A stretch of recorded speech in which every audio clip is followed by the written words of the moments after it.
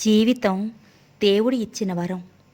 దాని ప్రతిక్షణం దాని వేరియేషన్స్ని యాక్సెప్ట్ చేస్తూనే ఆస్వాదిద్దాం. ఒక థ్రిల్లర్ అనుకుందాం. ఆర్ట్ ఆఫ్ లివింగ్ అంటారు కదా, లైన్ యాటిట్యూడ్ అంటారు, విన్నారా? ఎప్పుడూ మనం మాటలతో సమయాన్ని గడపకూడదు, మన చేతలతో అందరి నోర్లు ముయించాలి. చుట్టూ గుంపు ఉంటుంది, మనం ఎప్పుడూ ఒంటరి వాళ్ళమే ఆ గుంపులో ఉన్నా సరే. ఎందుకంటే అందులో ఉండేది మనని చూసి ఈర్ష్యపడేవాళ్ళు, మనతో పోటీ పడేవాళ్ళు, మన ఎదుగుదల ఇష్టం లేనివాళ్ళు, మనల్ని గెలవనివ్వరు, నిలవనివ్వరు, కిందకి లాగాలని చూస్తారు. కష్టాలని మనోబలంతో ఎదుర్కోవాలి. అందరినీ కమాండ్ చేసే నాయకత్వంతో ధైర్యంగా ఒక్కొక్క అడుగు ముందుకు వేస్తూ ఉండాలి. ఎప్పుడూ ఎవ్వరికీ లొంగిపోకూడదు, మనం కుంగిపోకూడదు. Live like a lion. Yes, you are a lion. కథలోకి వెళ్ళిపోదామా?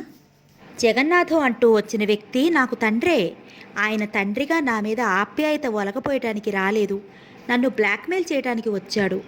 ఆయన అన్నమాట ఏంటో తెలుసా? నేనెవరో తెలిస్తే నీకు ఆ ప్రీతికి వివాహం జరగదు. ఆ మహీధర్రావు గారు నిన్ను వాకిట్లో కూడా రానియడు. అందుకని ఈ రహస్యం నేనెవరికి చెప్పను. నువ్వు బాగానే సంపాదిస్తున్నావుగా, కాస్త నాకేదో పడేయి. నేను తండ్రిగా ఉంటే నీ దగ్గర ఉండి తిన్నా ఏంటి అన్నాడు. జగన్నాథంగా వచ్చిన ఆ వ్యక్తికి ప్రేమానుబంధాలేమీ లేవు. చివరికి కొన్ని సంవత్సరాల తర్వాత కనిపించిన కొడుకుని కూడా బ్లాక్మెయిల్ చేసి డబ్బు లాగాలని అనుకోగలడు. ఆయన బ్రతికే బ్లాక్మెయిలింగ్, దానికి కన్న కొడుకు అనే విచక్షత కూడా లేదు. ఈయన నా తండ్రే, ఎంత సంతోషం! ఆయన అన్న మాటలు వినగానే నేను రెచ్చిపోయాను. నోరు మూసుకుని వెళ్ళమన్నాను, ఇష్టం వచ్చింది చేసుకోమన్నాను.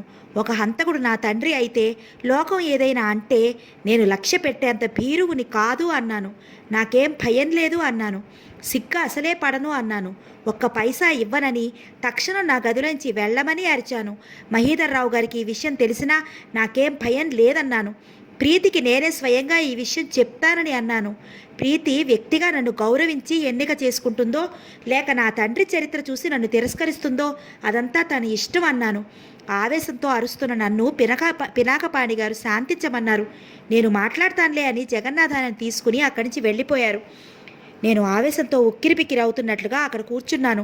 ఆ రోజు నేను ఎంతో సంతోషంగా ఉండాల్సింది. నా మనసు పాల సముద్రంలా పరవళ్ళు తొక్కుతోంది. నన్ను పెళ్లి చేసుకోవటానికి ప్రీతి అంగీకరించింది. ఈ ఆనందం నా మనసును అమృత భాండంగా మార్చేస్తోంది.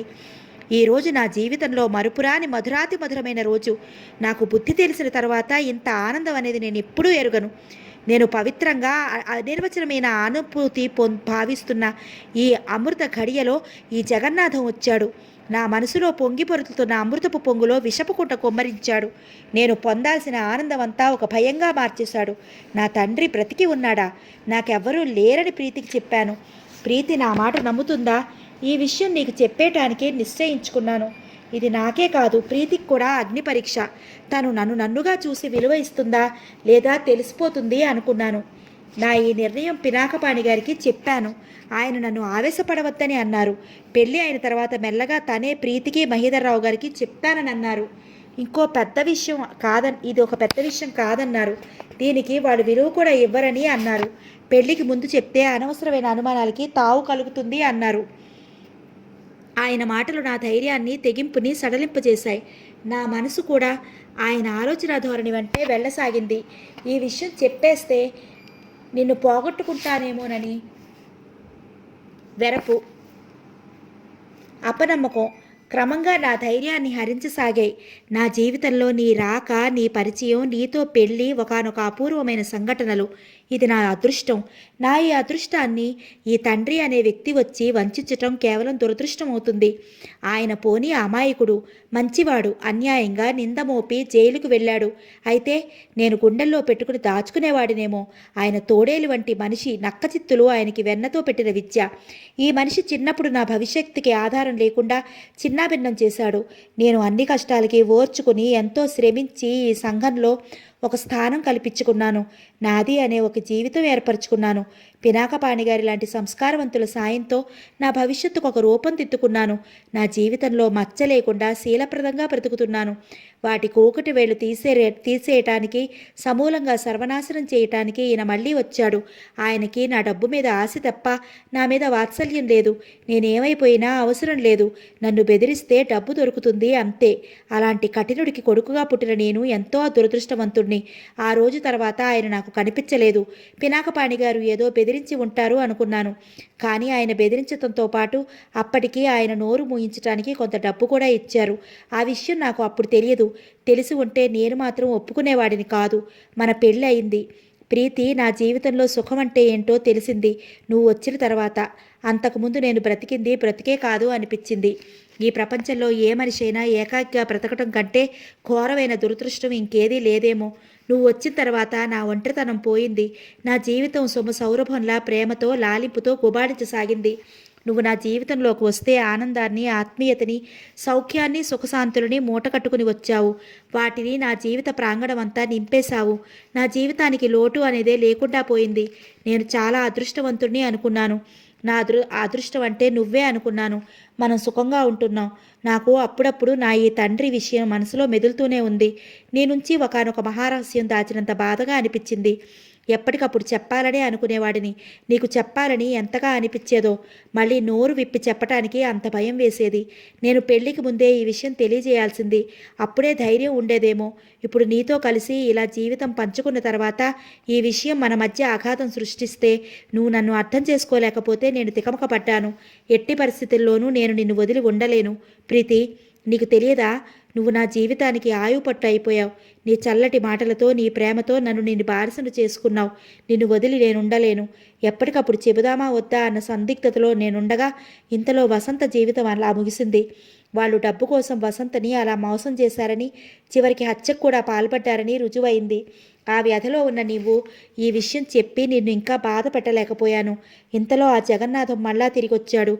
ఆయన ఒక చోట స్కూటర్ దొంగలించిన నేరానికి జైలు పాలు అయ్యి మళ్ళా విడుదలయ్యి వచ్చాడు.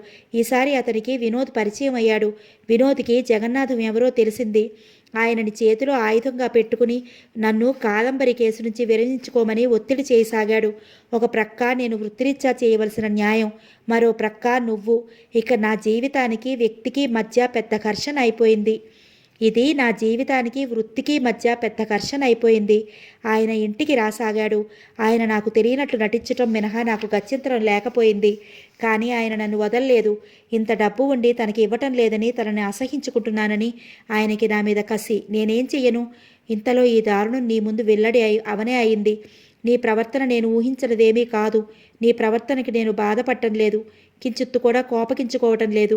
ప్రీతి, నువ్వు పినాకపాణి గారితో ధైర్యంగా ఆ విషయం అతను చెప్పలేనప్పుడు ఇద్దరి మధ్య ఇంకా ఏం దగ్గరతనం అని ప్రశ్నించావట. అది నేను ఒప్పుకుంటున్నాను. నేను చెప్పకపోవటానికి కారణం సవివరంగా నీకు వివరించాను. ఈ పరిస్థితుల్లో నేను చెప్పలేకపోయాను. అంతకంటే ఇంకేం కారణం లేదు. నేను నీ డబ్బు ఆశించి ఈ పని చేశానని నువ్వు అంటే అది నువ్వు నన్ను హత్య చేయడానికి సిద్ధమైనంతగా బాధపడతాను. ప్రీతి, నువ్వు పెళ్ళైన ఇన్ని రోజుల్లో నాకు అత్యంత సన్నిహితంగా ఉండి నన్ను చూశావు. నేను చూస్తున్న కేసులు నీకు తెలుసు. ప్రీతి, నువ్వు పినాకపాణి గారితో ధైర్యంగా ఆ విషయం అతను చెప్పలేనప్పుడు ఇద్దరి మధ్య ఇంకా ఏం దగ్గరతనం అని ప్రశ్నించావంట. అది నేను ఒప్పుకుంటున్నాను. నేను చెప్పకపోవటానికి కారణం సవివరంగా నీకు వివరించాను. ఈ పరిస్థితుల్లో నేను చెప్పలేకపోయాను. అంతకంటే ఇంకేం కారణం లేదు. నేను నీ డబ్బు ఆశించి ఈ పని చేశానని నువ్వు అంటే అది నువ్వు నన్ను హత్య చేయడానికి సిద్ధమైనంతగా బాధపడతాను.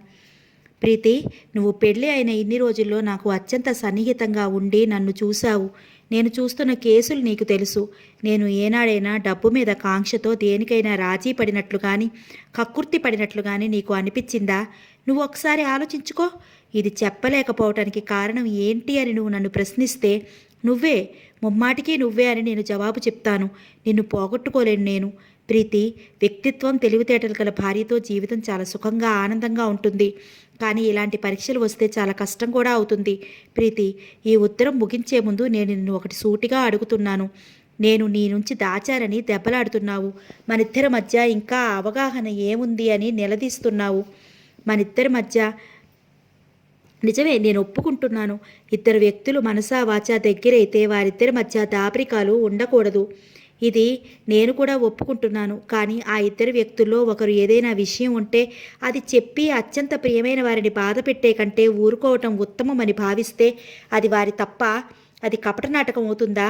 ఆ ఒక్క సంఘటన తప్ప ఆ వ్యక్తి అంతక్రితం కనపరిచిన వ్యక్తిత్వానికి విలువ లేనట్టేనా?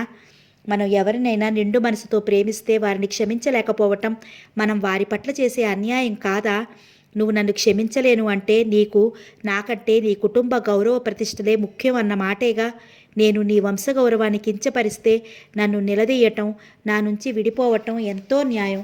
కానీ నా తండ్రి హంతకుడు అవటం నేను చేసిన తప్పు కాదు. ఇది ఆయన చేసిన తప్పుకి నన్ను శిక్షించడం అవుతుంది. ప్రీతి, ఒకసారి నీ వైపు నుంచి కూడా కాకుండా నా వైపు నుంచి ఈ విషయాన్ని ఆలోచించు. అప్పుడు నీ మనోతులాదండంలో నన్ను తులాభారం వెయ్యి. నీకు వచ్చిన సమాధానాన్ని బట్టి ఈ విడాకులు ఇవ్వటమా మానటమా నిర్ణయం చేసుకో. నిన్ను బాధ పెట్టకూడదని నువ్వు కోరినట్లే చెయ్యాలని నేను ఈ కాగితాల మీద సంతకం పెట్టాను. నువ్వు దూరంగా ఉన్నా నాదానివే. నేను నీ నుంచి విడిపోలేదు. నిన్ను ఇంత బాధకి గురిచేసినందుకు మాత్రం నిజంగా సిగ్గుపడుతున్నాను. నువ్వు నాకు అమృతం లాంటి జీవితం ప్రసాదించావు. నేను ఫలితంగా ఇంత బాధకి గురిచేశాను. ఆ విషయం గుర్తుకు వస్తే మాత్రం నన్ను నేను పొడుచుకు చావాలి అనిపిస్తుంది. ఈ ప్రపంచంలో మనం అత్యంత ప్రాణంగా ప్రేమించే వ్యక్తిని బాధకి గురిచేయటం కంటే భయంకరమైన విషాదం ఇంకేమీ లేదేమో. ప్రీతి, నా వల్ల అపరాధం జరిగితే దానికి తగిన శిక్ష ఏమిటో విధించు. నేను భరిస్తాను. కానీ నా నుంచి మాత్రం విడిపోవద్దు. నేను అది భరించలేను. నువ్వు లేని నేను జీవోత్సవాన్ని అవుతాను. నన్ను అర్థం చేసుకోవడానికి ప్రయత్నం చెయ్యి.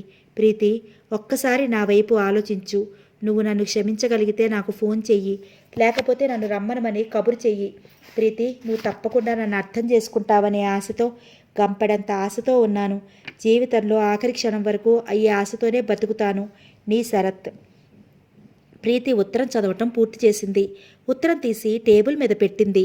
వెనక్కు వాలి ఆలోచనగా కూర్చుండిపోయింది. శరత్ రాసిన సుదీర్ఘమైన ఉత్తరం ప్రీతి మనసులో రకరకాల ఆలోచనలు రేకెత్తించాయి. శరత్ తాను నిర్దోషినన్నట్లు చాలా వివరంగా ఆ ఉత్తరం రాశాడు. తప్పు చేసిన ఏ మనిషి అయినా తాను నిర్దోషినే అనుకుంటాడు. తనని తాను మభ్యపెట్టుకుంటాడు. ప్రీతి శరత్ మోసం చేశాడనే భావన ఎంత వద్దనుకున్నా వదిలించుకోలేకపోతోంది. ఆ రోజు ఉదయం ప్రీతి లేచి కాఫీ తాగుతోంది. హనుమయ్య పేపర్ తీసుకొచ్చాడు. యథాలాపంగా పేపర్ తిరిగేస్తున్న ప్రీతి ఒకచోట ఆగిపోయింది. అక్కడ శరత్చంద్ర ఫోటో వేసి ఉంది. క్రింద కాదంబరి కేసు గురించి వివరంగా రాసి ఉంది. పెద్ద పెద్ద వాళ్ళ బెదిరింపులకి లొంగకుండా ఆత్మస్థైర్యంతో ఆ యువ న్యాయవాది కాదంబరి కేసులో ఎలా వాదించి నిందితులను అరెస్టు చేయించి శిక్ష పడేటట్లు చూశాడో ఉంది. కాదంబరి తండ్రి శరత్చంద్రని న్యాయానికి మారుపేరు అని వర్ణించాడు. ఇలాంటి వ్యక్తులు సంఘంలో 100కి 10 మంది ఉన్నా మాలాంటి పేదవాళ్ళకి న్యాయం చేకూరుతుంది అన్నాడు అని రాసి ఉంది. ఆయన శరత్చంద్ర ఔదార్యాన్ని, పట్టుదలని, కృషిని, ముఖ్యంగా సంఘంలో పెద్దవారుగా చలామణి అయ్యే వ్యక్తులతో తలపడ్డ అతని ఆత్మస్థైర్యాన్ని మెచ్చుకున్నాడు. అతనికి చేతులెత్తి నమస్కరించటం మినహా తను ఇంకేమీ చెయ్యలేని పేదవాడిని అన్నాడు. అదే పేజీలో మరో చోట శరత్చంద్ర ఫోటో వేసి ఉంది. శరత్చంద్ర తండ్రి ఒక హంతకుడు అని తెలిసిందని, ఈ విషయం దాచిపెట్టి ధనవంతుడైన మహీధర్రావు గారి అమ్మాయి ప్రీతిని మోసం చేసి వివాహం చేసుకున్నాడని, ఈ విషయం వెల్లడేయి అతని నిజస్వరూపం తెలియగానే మహీధర్రావు గారు ప్రీతి అతనిని బహిష్కరించారని, సంబంధ బాంధవ్యాలు రద్దు చేసుకున్నారని, ప్రీతి డైవోర్స్కి ప్రయత్నం చేస్తోందని ఉంది. దానికి డబ్బు గల యువతిని మోసంతో పెళ్లి అనే శీర్షిక పెట్టి వేశారు. శరత్చంద్రతో ఏమాత్రం పరిచయం ఉన్నవారికైనా అతని అసలు స్వరూపం ఇది సుమా అని హెచ్చరిస్తున్నట్లుగా ఉంది. కాదంబరి కేసు అతని గుణగణాలను పొగిడితే, ఇంకో వార్త అతన్ని వక్ర స్వభావం గల వ్యక్తిగా చిత్రిస్తున్నట్లు తెలియజేస్తోంది. పేరు ప్రతిష్టలతో ఉన్న ప్రమాదం ఇదే.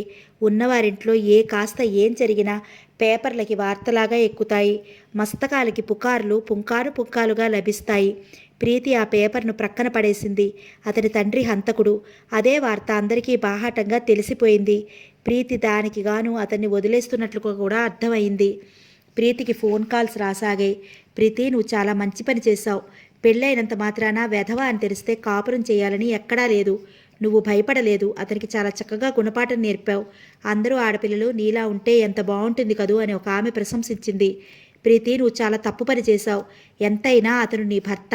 భర్త ఏదైనా పొరపాటు చేస్తే ఆ పొరపాటుని గుంభనంగా సరిదిద్ది కుటుంబ గౌరవం కాపాడుకోవాలి కానీ ఇలా నడిబజారులో పడటం మంచిది కాదు. ఆడపిల్ల అయిన నీకే ఇది చాలా నష్టమని ఇంకో ఆమె అంది. అందరికీ ప్రీతిని గురించిన కుసకుసలు అధికమయ్యాయి. మధుమతి ఒక ఉత్తరం రాసింది. అందులో ఇలా ఉంది: ప్రీతి, ఈ రోజున నన్ను, వినోదిని మోసగాళ్ళు అని చీకొట్టావుగా, ఇప్పుడేమైంది? నువ్వు కావాలని వరించి చేసుకున్న ఆ శరత్చంద్ర నిన్ను ఏం ఉద్ధరించాడు? ప్రతి మనిషి తెలుసో తెలియకో ఏదో ఒక తప్పు చేస్తూనే ఉంటాడు. ఇది మనిషి బలహీనత అని తెలుసుకోవాలి. వినోద్ ఒట్టి అబద్ధాలు కోరే, కానీ శరత్చంద్ర హంతకుడి కొడుకు. వినోద్ గురించి దగ్గర వాళ్ళకి తప్ప ఎవరికీ ఏమీ తెలియదు. నీ భర్తను గురించి బండారం లోకమంతా వెల్లడైంది. తెలిసి మీ నాన్న ఒక హంతకుడి కొడుక్కి ఎలా ఇచ్చాడబ్బా? మీకు వంశగౌరవం చాలా ముఖ్యం అనుకుంటాను. ఓహో, శరత్చంద్ర మిమ్మల్ని మోసం చేశాడా? చిన్న చేప నోట్లోంచి తప్పించుకుని పెద్ద చేప నోట్లో చిక్కుకున్నారన్నమాట. ఇప్పటికైనా ఎవరి భవిష్యత్తులు ఎలా ఉంటాయో తెలుసుకోలేమని ఒప్పుకో. శరత్చంద్ర తండ్రి తాగుపోతూ. అతనిని నిన్న ఒక క్లబ్లో చూశాను. ఇతనా ప్రీతి మావగారనిపించింది. ఈ జగన్నాథం మహీధర్రావు గారి వియ్యంకుడా?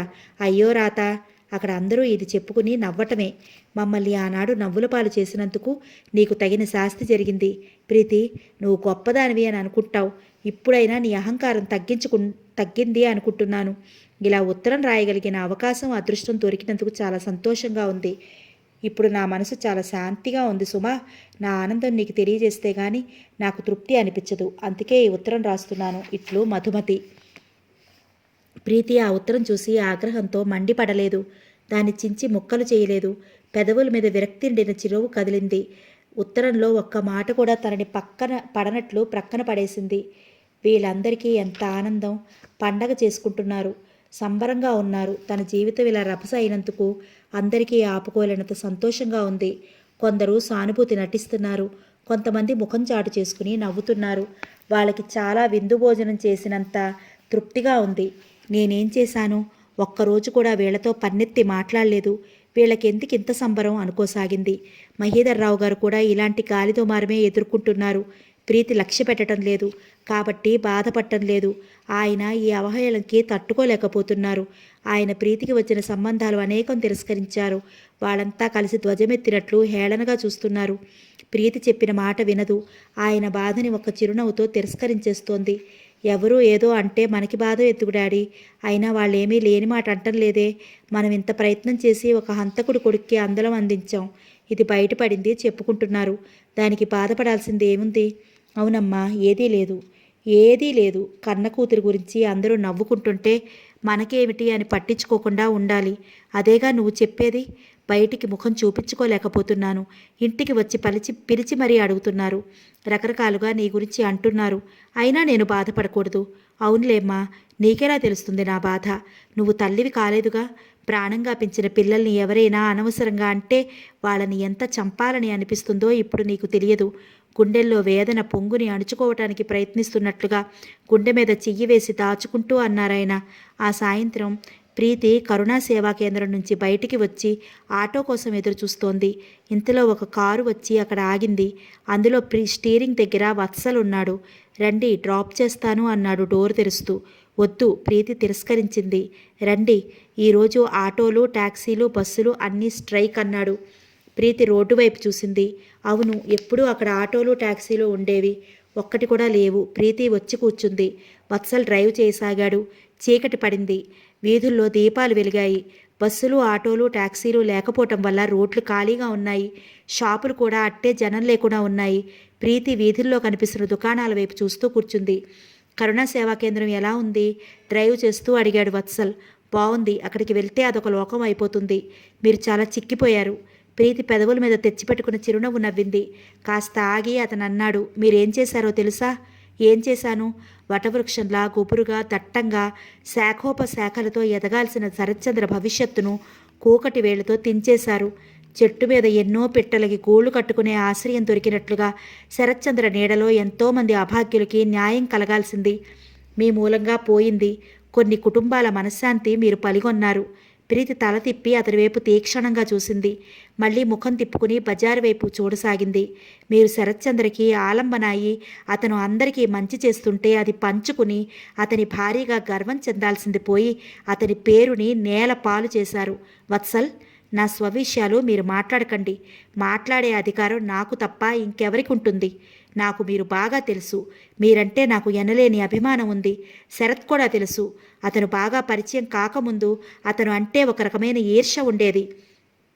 కాదంబరి పుణ్యవాణి ఆ కేసు మూలంగా నేను శరత్కి దగ్గరయ్యాను. అతని వ్యక్తిత్వం అర్థమైన తర్వాత అతనే మీకు తగిన భర్త అనిపించింది. అంతకుముందు నా మనసులో ఉన్న చిన్న అశాంతి నామరూపాలు లేకుండా పోయింది. ఎందుకంటే ఒక వ్యక్తిని జీవితంలో పొందాలంటే మనం ముందు మన అర్హత ఏమిటి అని ప్రశ్నించుకోవాలి. ప్రీతి, మిమ్మల్ని చేసుకున్న శరత్ అదృష్టవంతుడు అని లోకం అంతా అంటుంది. కానీ శరత్ లాంటి భర్త పొందిన మీరు ఎక్కువ అదృష్టవంతుడు అని నేనంటాను. మీ కాపురం చూసి ముచ్చట పడ్డాను. మీ దంపతులకి దగ్గర మిత్రునయ్యాను. శరత్ వైపు మిమ్మల్ని నిలదీయాల్సిన అవసరం నాకు తప్పకుండా ఉంది. ఇది అనవసర జోక్యం అని నేను అనుకోను. ప్రీతి ముఖం ఎర్రబడింది. బలవంతంగా ఆ ఉపన్యాసం వింటున్న దానిలా కూర్చుంది. ప్రీతి, శరత్చంద్రని మీరు వదిలేస్తున్నారు కదా, అతను చేసిన తప్పేమిటి? అతని తండ్రి హంతకుడు అవటం అతని నేరం కాదే. నేను దిగైనా? ప్రీతి డోర్ హ్యాండిల్ తిప్పింది. అరెరే! అతను సడన్ బ్రేక్తో కారు ఆపాడు. ప్రీతి గబాలన డోర్ తెరుచుకుని దిగేసింది. అతనితో వెళ్తున్నానని చెప్పనైనా చెప్పకుండా నడిచి వెళ్ళిపోసాగింది.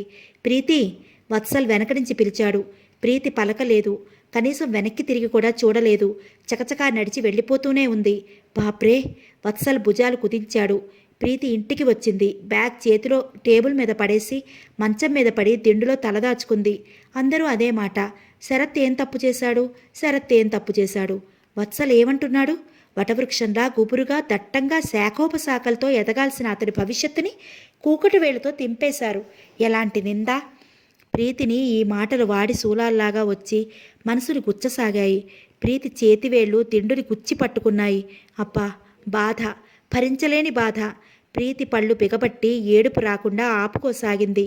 ఆ రాత్రి ప్రీతికి కలనిత నిద్రగా ఉంది. కళ్ళ ముందు ఏదో మంట కనిపిస్తోంది. ఏంటది? ఎక్కడా? ఏమిటా మంట? గదంతా వ్యాపిస్తోందా? ఎవరో లేచిరా త్వరగా అని తలుపు దడదడలాడిస్తూ పిలుస్తున్నారు.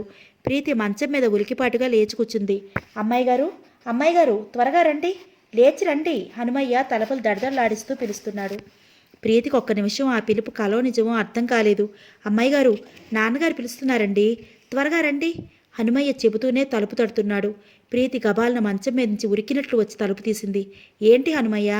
నాన్నగారు సరిగ్గా లేరండి, ఏంటో బాధపడుతున్నారు. మిమ్మల్ని నిద్రపోకుండా ఉంటే తీసుకురమ్మన్నారు. మీరు నిద్రపోయినట్టున్నారు. నాకే భయం వేసి లేపాను. పద అంది ప్రీతి. ఇద్దరూ వడివడిగా మహీధర్రావు గారి గదిలోకి వచ్చారు. అక్కడ ఆయన మంచానికి జారగలు పడి కూర్చున్నారు. కుడి చేత్తో ఎడం వైపు రాచుకుంటున్నారు. ముఖం నిండా చెమటలు పోస్తున్నాయి. డాడీ? ప్రీతి ఆదుర్దాగా వెళ్ళింది. ఎడంచేయి పీకొస్తుందమ్మా, నాకేంటో ఊపిరాటం లేదు. ప్రొద్దుపోయి టిఫిన్ తిన్నాను, అది అరగలేదేమో, నిద్ర రావటం లేదు. డాక్టర్ గారికి ఫోన్ చేస్తాను డాడీ అంటూ పరిగెత్తుకెళ్ళి డాక్టర్కి ఫోన్ చేసింది. డాక్టర్ గోపాలకృష్ణ ఈ మధ్యనే పరిచయం అయ్యాడు. ఆయన వస్తున్నా అన్నాడు. ప్రీతి తండ్రి దగ్గరికి వచ్చి మంచం మీద ఆయన పక్కన కూర్చుంది. ఆయన నుదుటిని పట్టిన చెమట తుడుస్తూ డాక్టర్ గారు ఇప్పుడే వస్తున్నారు డాడీ అంది. చాలా బాధగా ఉందమ్మా, ఏంటో తెలియటం లేదు ఆయన ఆరాటంగా అన్నారు. ప్రీతి లేచి ఆయన తలవైపుకు వచ్చి కూర్చుని ఆయన దగ్గరికి తీసుకుంది. ఆయన తల ప్రీతి ఒడిలో ఆనింది.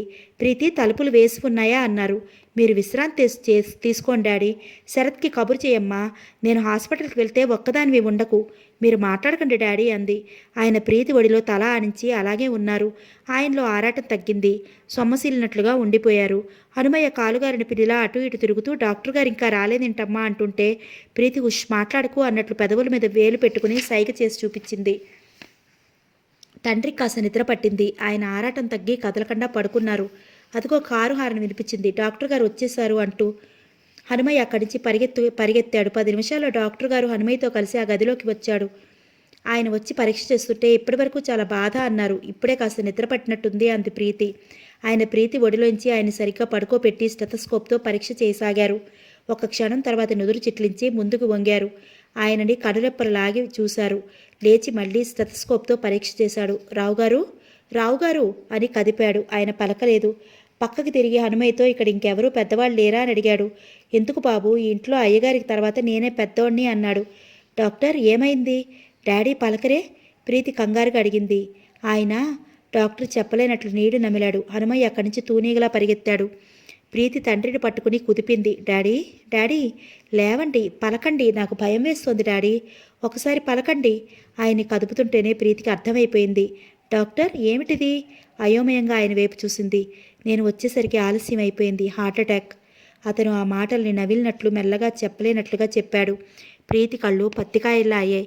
ఆ కళ్ళల్లో నమ్మలేనంత దిగ్భ్రాంతి, అంతులేని భయం పొంగులా వచ్చాయి. నో అరిచింది. మీ బంధువులు ఎవరో చెప్తారా, ఫోన్ చేస్తాను అంటున్నాడు అతను.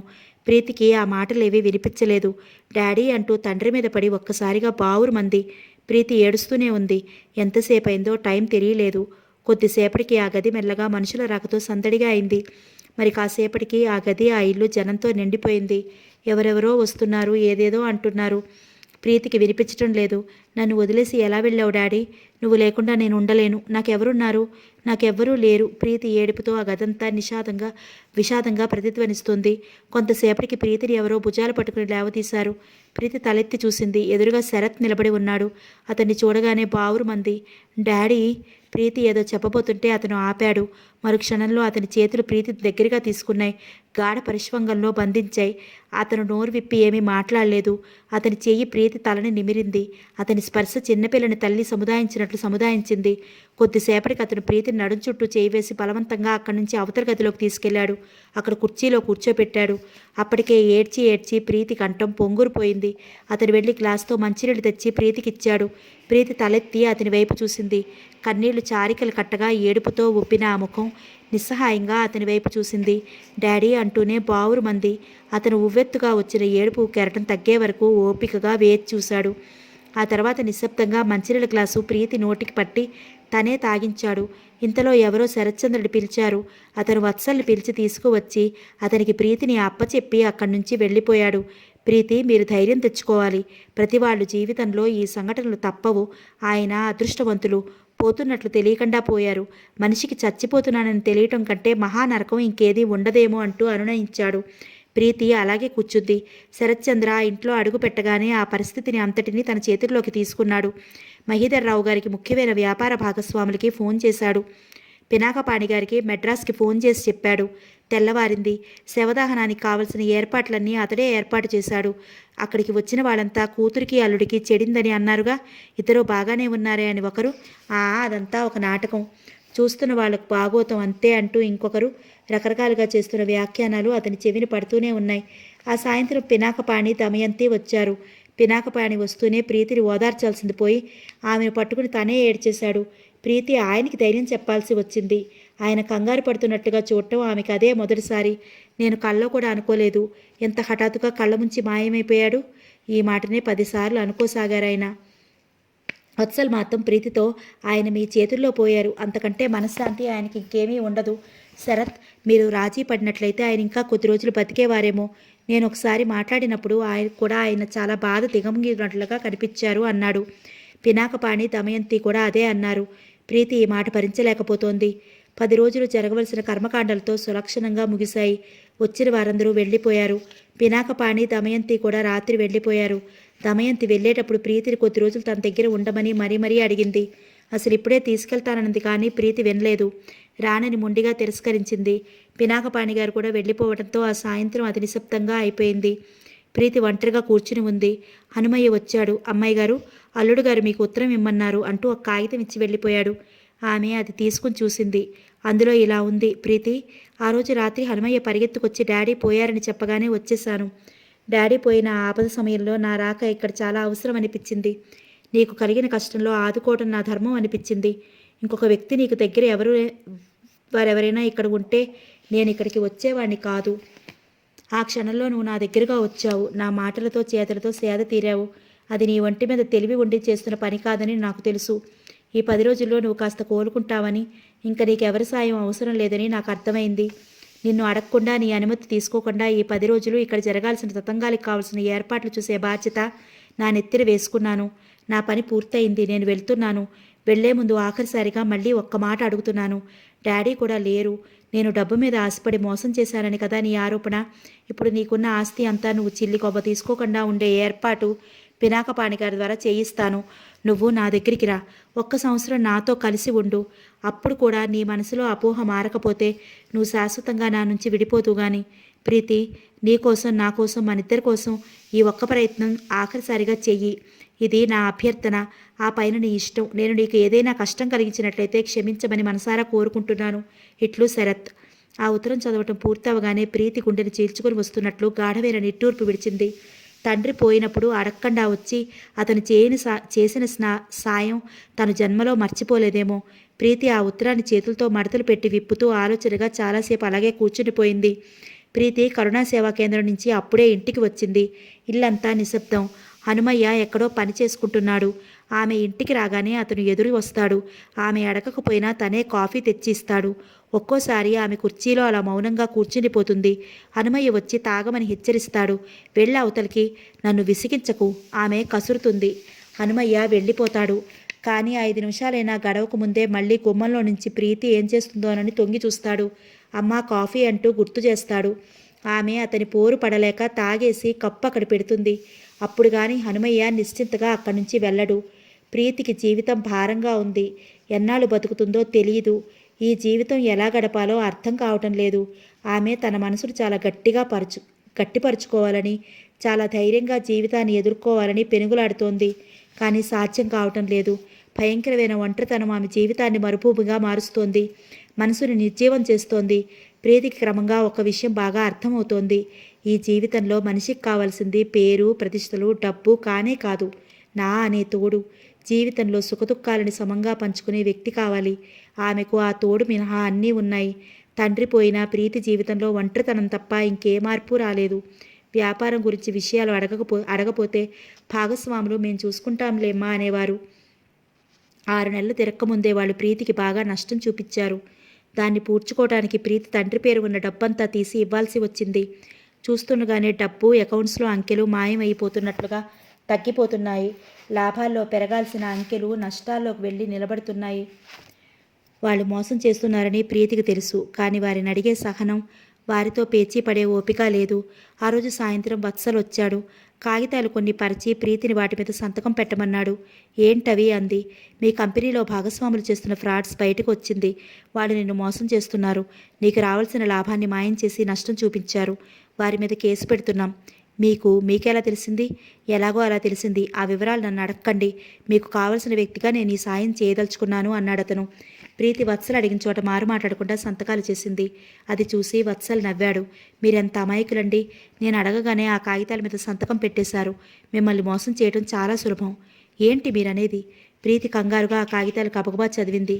కానీ అందులో మోసం ఏమీ లేదు. అక్షరాలా అతను చెప్పిన విషయాలే తూచా తప్పకుండా ఉన్నాయి. ఇదేంటి, మీరు చెప్పినట్లే ఉన్నాయి అంది. వత్సల్ ఫక్కున నవ్వాడు. మిమ్మల్ని మోసం చెయ్యొచ్చు అన్నాను కానీ నేను మోసం చేస్తున్నాను అనలేదే. అతను కాగితాలు తీసుకుంటూ, మీ వెనక అండగా అతను లేకపోతే ఈ పాటికి నసికినట్లుగా అన్నాడు. ఏంటి మీరనేది? నాకు సరిగ్గా వినిపించలేదు అంది ప్రీతి. అబ్బే ఏమీ లేదులండి అన్నాడు అతను లేచి వెళ్తూ. ఆగండి అంది ప్రీతి. వత్సల్ ఆగాడు. ప్రీతి వెళ్ళి అల్మారాలో నుంచి డబ్బు తీసుకుని వచ్చింది. కోర్టు కేసు అంటే చాలా డబ్బు అవుతుంది. ఈ డబ్బు మీ దగ్గర ఉంచండి అంటూ అందించింది. వత్సల్ దానివైపు చూశాడు. సరే ఇవ్వండి, వకీల్కి ఇవ్వాలిగా అన్నాడు. అతని మాటలో శ్లేష ప్రీతి గుర్తించినా పట్టించుకోలేదు. ప్రీతి హనుమయ్యని పిలిచి, హనుమయ్య, ఇంట్లో కూరలు ఏమున్నాయి? అన్నీ ఉన్నాయమ్మా, మీకు ఏ కూర చేయమంటారు అన్నాడు.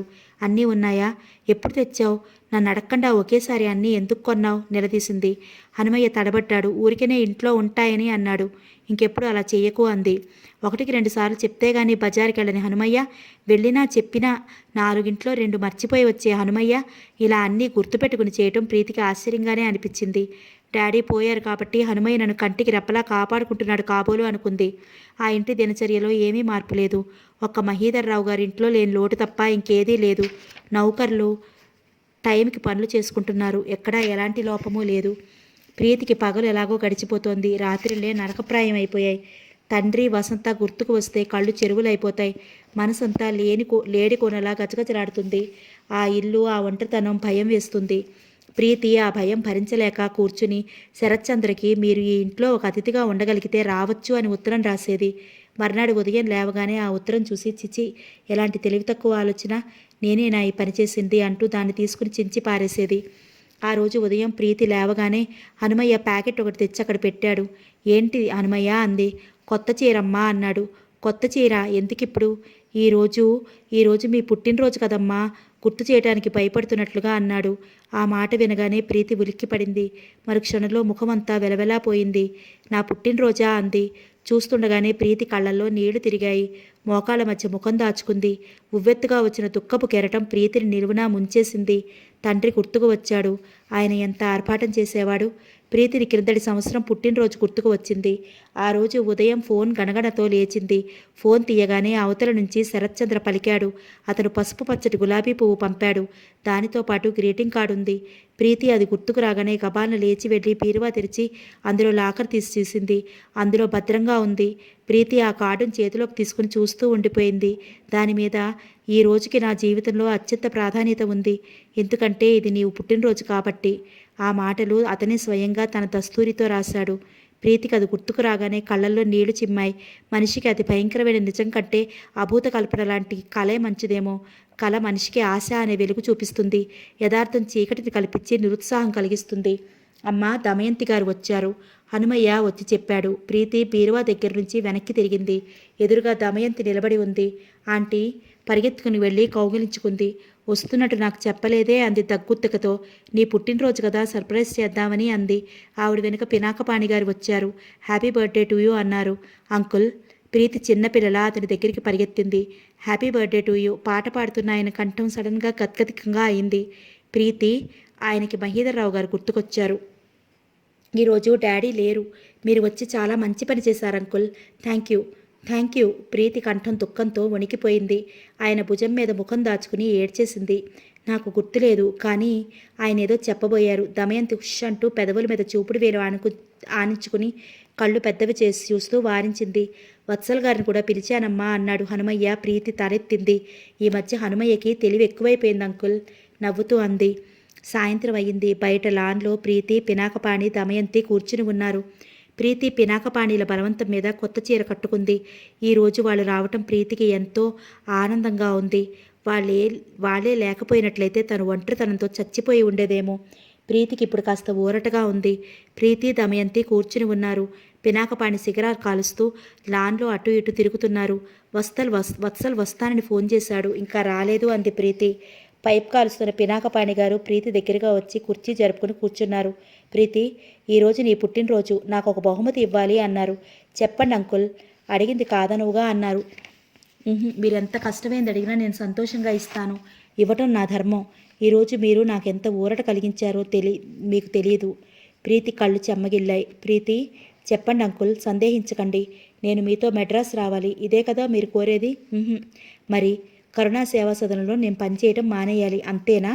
ఆయన కాదన్నట్టు తల ఊపారు. మరి ఇంకేంటి? శరత్చంద్రని నేను రమ్మనమని ఫోన్ చేశాను. ఈ మాట వినగానే ప్రీతి ముఖం వెలవెలా పోయింది. అంకుల్ గబాన లేవబోయింది. అతను చెయ్యి పట్టి ఆపు చేశారు. ప్రీతి, ఈ ఒక్కసారి నా మాట విను. అతను నువ్వు అర్థం చేసుకోవడానికి ప్రయత్నించడం లేదని నా అనుమానం. అతను నిన్ను అర్థం చేసుకున్న దానిలో నువ్వు ఒక్క వంతైనా అతని వైపు ఆలోచించి ఉంటే మీ కాపురంలో ఇలాంటి అనర్థం జరిగి ఉండేది కాదు. అతడి భర్తగా కాదు, ఒక స్నేహితుడిగా గౌరవించి మాట్లాడు. అతను డాడీ పోయిన తర్వాత నిన్ను ఎన్ని విధాలుగా ఆదుకున్నాడో తెలుసా? నన్నా? ప్రీతి కనుబొమ్మలు ముడిచింది. అవును, నిన్నే. డాడీ పోయిన క్షణం నుంచి నీ ఎదురుగా లేకుండా పరోక్షంగా నిలబడి నీ కోసం అన్నీ చేస్తున్నాడు. ఈ ఇంట్లో నీ కోసం రోజూ వండే కూర దగ్గర నుంచి వ్యాపారంలో ఉండే భాగస్వాములు నిన్ను మోసం చేయకుండా సర్వం అతనే చూస్తున్నాడు. నీకు తెలుసా, నిన్ను మోసం చేసిన వాళ్ళ మీద అతనే కేసు పెట్టాడు. ఆ కేసు అతను గెలవబోతున్నాడు. తను నీ ఎదురుగా రాకుండా వత్సల్ని పంపి వత్సల్ ఆ పని చేస్తున్నట్లు నటింపజేశాడు. ఈరోజు నీ పుట్టినరోజని తానే కొత్త చీర కొని హనుమయ్యతో పంపాడు. మాకు మొన్ననే ఫోన్ చేసి, అంకుల్ మీరెన్ని పనులున్నా సరే రావాలి, లేకపోతే ప్రీతి ఆ రోజున చాలా బాధపడుతుంది అని చెప్పాడు. శరత్ నువ్వే ఎప్పటికైనా అర్థం చేసుకుంటావని ఎంతో సహనంగా ప్రవర్తిస్తున్నాడు. కానీ ప్రతి మనిషి సహనానికి ఒక హద్దు అనేది ఉందని తెలుసుకో. నువ్వే అతని సైడు ఉంటే అతని జీవితం ఇంత నవ్వుల పాలయ్యేది కాదు. రకరకాల పుకార్లతో, వెక్కిరింతలతో ఈ లోకం అతన్ని అవహేళన చేసింది, వెక్కిరించింది. అయినా అతను భరించాడు. ఎందుకో తెలుసా? నీకోసం. ఎప్పటికైనా నువ్వు అర్థం చేసుకుంటావు అనే ఆశతో భార్యాభర్తల మధ్య ఉన్న అనురాగం గంగానదిలో ఉండాలి. పవిత్రమైన గంగానదిలో ఎన్ని కల్మషాలు కొట్టుకు వచ్చినా వాటి మురికి ఆ గంగానదికి అంటదు. అది స్వచ్ఛంగా గలగలా పారుతూనే ఉంటుంది. అలాగే కాపురంలో ఎన్నెన్ని కలతలు, అపవాదులు, సమస్యలు వచ్చినా వాటంతటా అవి కొట్టుకుపోవాలి తప్ప ఆ అనురాగానికే మాలిన్యం అంటించకూడదు. అప్పుడే ఆ దాంపత్యం నిజమైన దాంపత్యం అవుతుంది. భార్యాభర్తల మధ్య పవిత్రమైన ఈ అనురాగ గంగ ప్రవహిస్తుంటే ఇద్దరి జీవితాలు దానికి చెరొక ఒడ్డుగా నిలవాలి. అప్పుడే ఆ దాంపత్యం స్వర్గంగా మారుతుంది. పరీక్షలకి, సమస్యలకి తట్టుకోలేని ప్రేమ నిజమైన ప్రేమ కానే కాదు. ఇప్పుడు శరత్ వస్తున్నాడు. నువ్వు అతనితో మాట్లాడుతున్నావు. ఇంక నాకేమీ చెప్పకు. నువ్వేదైనా అంటే నేను ఇప్పుడే వెళ్ళిపోతాను. ఆయన కంఠంలో బెదిరింపు లేదు. అన్నమాటని అక్షరాలా జరిపే దృఢత్వం ఉంది. ప్రీతి మాట్లాడలేకపోయింది. మనసు దిమ్మెరిపోయినట్లుగా ఉంది. కట్టుకున్న చీరని చేతివేళ్లతో పట్టుకుని చూసుకుంది. ఏంటి, ఈ చీర అతను పంపిందా? ప్రీతికి ఆనందము, దుఃఖము, ఆగ్రహము అన్నీ ఒకేసారి పొంగి పొరిలాయి. ఏంటి అంకుల్ మాట్లాడేది? శరత్ తిన్నాళ్ళు తన కళ్ళెదుట కనిపించకపోయినా తన నీడలా వెంటే ఉన్నాడు. అందుకేనా డాడీ లేకపోయినా ఆయన ఇంట్లో ఉన్నట్లే అంత క్రమబద్ధంగా పనులు జరుగుతున్నాయి? అందుకేనా డాడీ లేకపోయినా తనకి దేనికి ఇబ్బంది అనేది తెలియటం లేదు? ప్రీతికి ఒక్కసారిగా హనుమయ్యకి అన్ని తెలివితేటలు ఎక్కడి నుంచి వచ్చాయో అర్థమైంది. వత్సల్ చీటికి మాటికి తను పిలవకపోయినా ఈ ఇంటికి ఎందుకు వస్తున్నాడో అర్థమైంది. ఇంతలో హనుమయ్య పినాకపాణగారికి ఫోన్ వచ్చింది అంటూ తెచ్చిచ్చాడు. ఆయన ఫోన్ అందుకుని హలో అన్నారు. అవతల వ్యక్తి ఏం చెప్పాడో ఏమో. ఆయన ముఖం వివరణమైంది. వత్సల్, నేను ఇప్పుడే వస్తున్నాను, ప్రీతిని తీసుకొస్తున్నాను అని ఫోన్ పెట్టేశారు. ఏంటి, ఏమైంది అంది దమయంతి. శరత్ కోర్టు నుంచి ఇక్కడికి బయలుదేరి వస్తున్నాడట. ఇంతలో దోవలో అతని కారుకి యాక్సిడెంట్ అయిందట. వత్సల్ హాస్పిటల్ నుంచి ఫోన్ చేశాడు అన్నారాయన. అయ్యో అంది దమయంతి. కప్పులలో టీ పోస్తున్న ప్రీతి చటుక్కున తలెత్తింది. కళ్ళు తిరిగినట్లయ్యాయి. మొదట వసంత, తర్వాత తండ్రి, ఇప్పుడు శరత్. ప్రీతి తూలి పడబోతుంటే దమయంతి పట్టుకుంది. ప్రీతి, పినాకపాణి, దమయంతి హాస్పిటల్కి వచ్చారు. వత్సల్ ఎదురయ్యి వారిని శరత్ ఉన్న గదికి తీసుకువెళ్ళాడు. ప్రీతి ఆ గదిలోకి వెళ్లేసరికి శరత్ బాండేజెస్తో స్పృహ లేకుండా మంచం మీద పడి ఉన్నాడు. రక్తం ఎక్కిస్తున్నారు. ఆక్సిజన్ పెట్టారు. ప్రీతి నిరుత్తరాల్లా అతని వైపే చూస్తోంది. మనిషి జీవితంలో మరో నిమిషం ఏమవుతుందో ఎవరికీ తెలియదు కదా. పినాకపాణి గారు శరత్ తన దగ్గరికి వస్తున్నాడని అతనితో మాట్లాడమని అన్నారు. కానీ విధి ఏం చేసింది? తననే అతని దగ్గరికి రప్పించింది. ప్రీతికి కళ్ళలో నీళ్లు తిరిగాయి. ప్రీతి పెదవుల మీద వేదాంతం నిండిన చిరునవ్వు కూడా మెదిలింది. ఇదే అతనికి స్పృహ ఉండగా తాను వస్తే అతను ఎంత సంతోషించేవాడో. ప్రీతికి తన మనసు తనకే అర్థం కాకుండా పోయింది. తనకి ఏమయ్యింది? మంచితనానికి నటనకి మధ్య వ్యత్యాసం తెలుసుకోలేకపోయింది. ప్రీతి, కూర్చోమ్మా అన్నారు పినాకపాణి గారు. ప్రీతి మంచం ప్రక్కనున్న స్టూల్ మీద కూర్చుంది. శరత్ చేతిని నిద్రలో తెలియకుండా కదుపుతుంటే డాక్టర్ ఆదేశించిన ప్రకారం కదలకుండా పట్టుకుంది. ప్రీతి శరత్ని చూస్తోంది. ప్రీతికి అతని సహనం, మంచితనం గుర్తుకు వస్తోంది. అతను తనని అర్థం చేసుకున్నాడు. అతనిని తాను అర్థం చేసుకోలేకపోయింది. ఏమైంది తనకి? వసంత మరణం తన మనసుని విచక్షణ జ్ఞానం కోల్పోయేటట్లుగా చేసింది. ఈ లోకంలో అందరూ డబ్బు కోసం ఆరాటపడే వ్యక్తులే అనుకుంది. వినోద్ దగ్గర మోసపోయిన తన మనసు శరత్ని కూడా అనుమాన దృష్టితోనే చూసింది. అది తాను భరించలేకపోయాడు. అతను కళ్ళు తెరుస్తాడా? తాను అతని దగ్గరికి వచ్చినట్లు గుర్తిస్తాడా? లేకపోతే ఇది తనకి మరో భయంకరమైన శిక్షగా మారుతుంది. ప్రీతికి ఇప్పుడు ఒక మహాసత్యం తెలుస్తోంది. ఈ ప్రపంచంలో అన్నిటికంటే నా అనే తోడు ఎంతో విలువైనది. అది సాటి లేనిది. ఒక విధంగా చూస్తే జగన్నాథానికి తనకి మధ్య అతను ఎటూ చెప్పలేక నలిగిపోయాడు. తను ఈ పశ్చాత్తాపం, తన ఈ తెలివితేటలు సమయం మించిన తర్వాత వచ్చినవి కావు కదా. భగవంతుడా, శరత్ అసలు కళ్ళు తెరుస్తాడా? ప్రీతి మనసు చిగురుటాకులా కంపిస్తోంది. వత్సల్ దగ్గరికి వచ్చాడు. పినాకపాణి ఆ గదిలో నుంచి డాక్టర్ దగ్గరికి మాట్లాడటానికి వెళ్ళాడు. ప్రీతి, శరత్కి యాక్సిడెంట్ ఎలా జరిగిందో తెలుసా? ఎలా జరిగింది? జగన్నాథమే జీపుతో వచ్చి శరత్ కారుకి గుద్దేశాడు. అతడు రాంగ్ సైడ్ నుంచి కావాలని వేగంగా వచ్చి ఈ కారు కొట్టి పారిపోవాలని చూశాడు. కానీ అక్కడ ఆవు ఒకటి అడ్డు రావడంతో జీపు దానికి కొట్టుకుని ప్రక్కకు తిరిగి లైటు స్తంభానికి కొట్టుకుంది. స్టీరింగ్ జగన్నాథం పొట్టలోకి నొక్కుకుపోయింది. పోలీసులు వచ్చి అతన్ని బయటికి లాగేసరికి అప్పటికే ఆలస్యం అయిపోయింది. పోలీసులు అతను శరత్ని మర్డర్ చేయడానికి అలా వచ్చాడని అంటున్నారు. చివరికి తానే ఘోరమైన చావు చచ్చాడు. ప్రీతి పెదవి బిగపెట్టి వింది.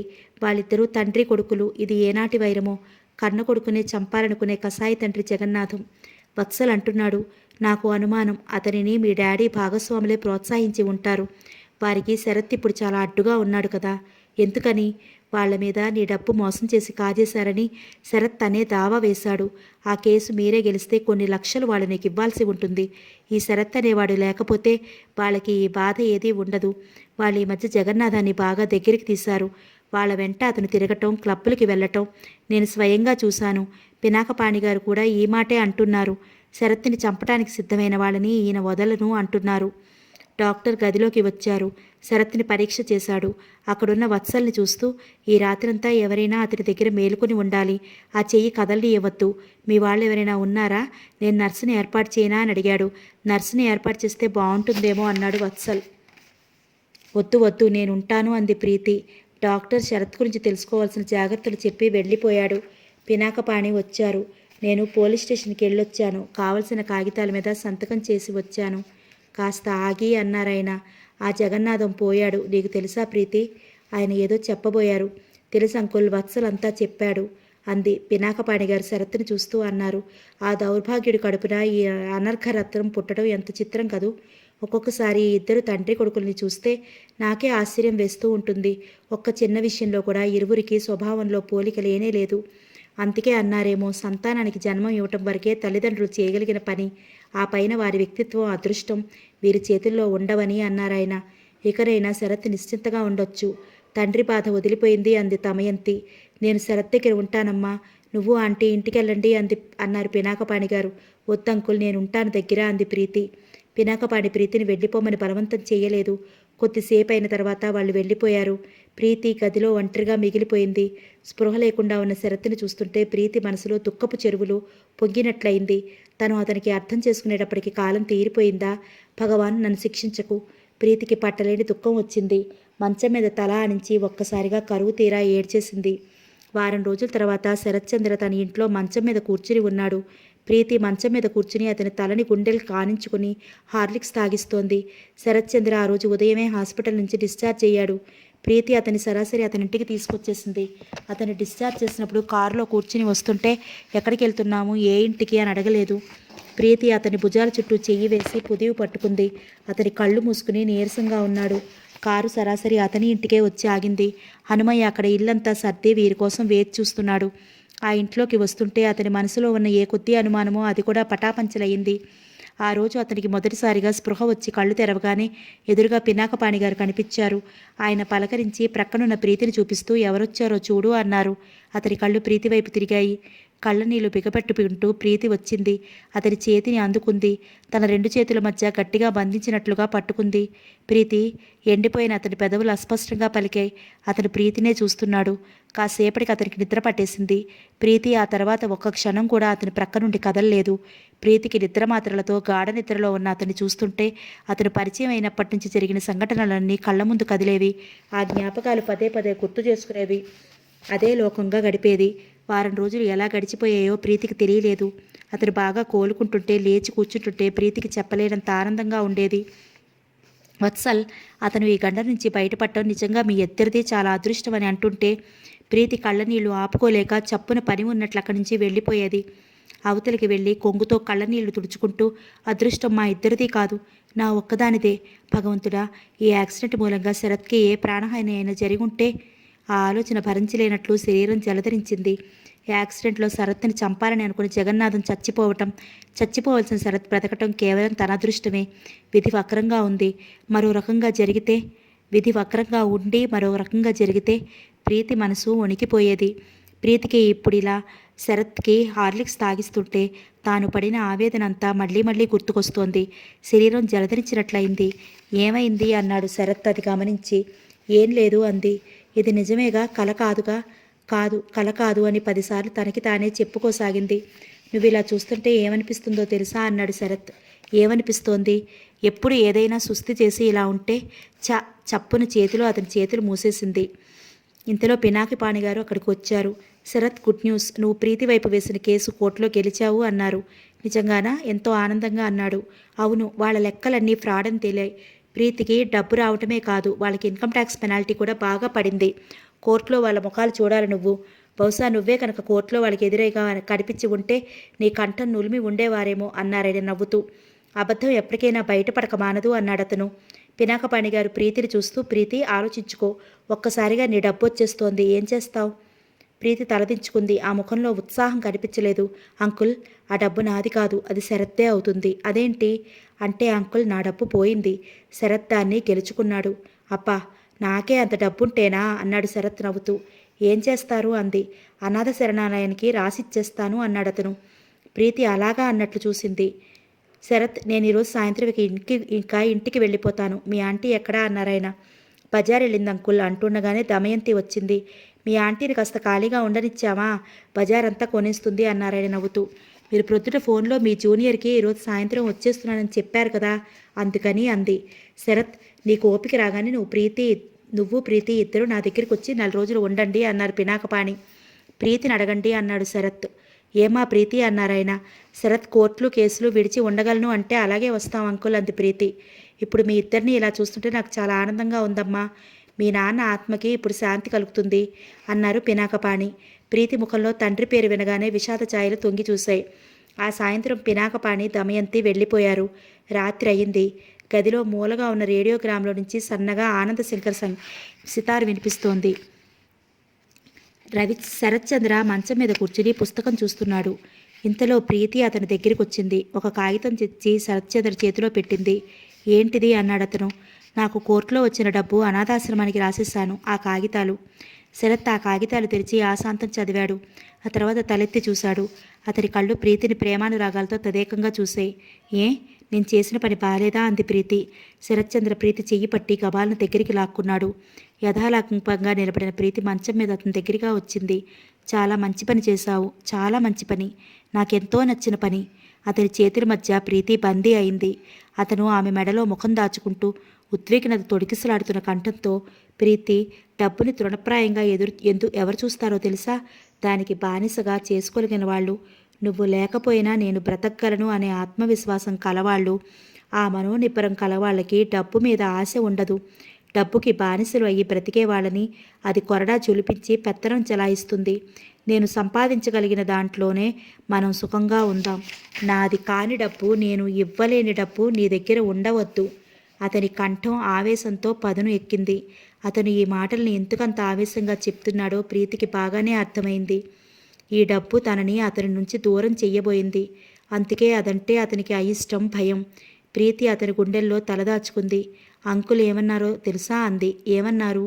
భార్యాభర్తల మధ్య అనురాగం గంగానదిలా ఉండాలట. పవిత్రమైన గంగానదిలో ఎన్ని కల్మషాలు కొట్టుకు వచ్చినా దానికి వాటి మురికి ఎలా అంటదో, అలాగే కాపురంలో ఎన్ని కలతలు, సమస్యలు, అపార్థాలు వచ్చినా వాతంటత అవే కొట్టుకుపోవాలి తప్ప అనురాగానికి మాలిన్యం అంటకూడదట. భార్యాభర్తల మధ్య ఈ అనురాగ గంగ ప్రవహిస్తుంటే ఇద్దరూ ఆ ప్రవాహానికి చెరి ఒక ఒడ్డు అవ్వాలిట. ప్రీతి చెబుతుంటే శరత్చంద్ర చేతులు మరింత దగ్గరయ్యి ప్రీతిని ఇంకా గుండెలకి దగ్గరగా చేర్చి నొక్కుతున్నాయి. నిజం ప్రీతి, నిజంగా నిజం సుమా, అతని కంఠం ఆర్తిగా ఆతృతతో పలికింది. ప్రీతికి ఆ క్షణంలో ఇద్దరి మనసులు ఒకే భావంతో బంధింపబడినట్లుగా, తనకి నేను అనే ఉనికి మర్చిపోయి అతనిలో ఐక్యమైనట్లుగా అనిపించింది.